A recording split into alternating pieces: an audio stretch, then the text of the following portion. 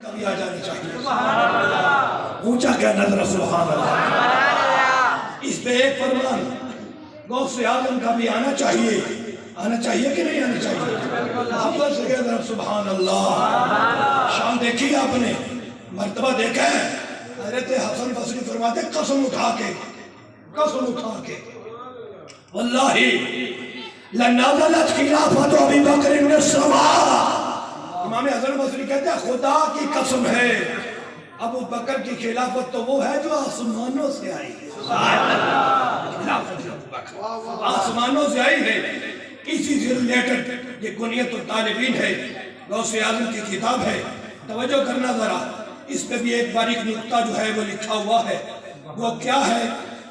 اس میں کہتے ہیں امام احمد بن حنبل کا بھی یہ موقف ہے اور محدثین کی ایک جماعت کا موقف ہے کہ حضرت صدیق اکبر کی خلافت یہ اشارے سے بھی واضح تھی, کنایے سے بھی واضح تھی, یہ دلیل کفی سے واضح تھی. کیا آگے جو ان کی دلیل ہے وہ کیا ہے؟ اس میں امام حسن بصری کا بھی یہی مذہب ہے جو میں نے پیش کیا ہے. کیا ہے کہ میرے حضور میں معراج کی رات آسمانوں پہ گئے. آگے معراج کا مہینہ آ رہا ہے نا, توجہ کرنا ذرا. میرے حضور فرماتے ہیں کہ میں نے اللہ کی بارگاہ میں سوال کیا ہے کہ اللہ میرے بعد نا خلیفہ علی کو بنا دے.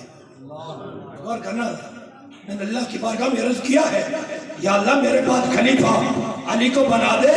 تو جب میں آسمانوں سے گزرنے لگا تو آسمانوں والے فرشتے کہتے ہیں یا محمدو ان اللہ یفعل ما یشاء. اے پیارے مصطفیٰ, اللہ جو چاہتا ہے وہی کرتا ہے. اللہ جو چاہتا ہے وہی کرتا ہے. اے رب کے فرشتوں, رب کیا کرنے والا ہے؟ کہتے ہیں الخلیفۃ من بعدک ابو بکر.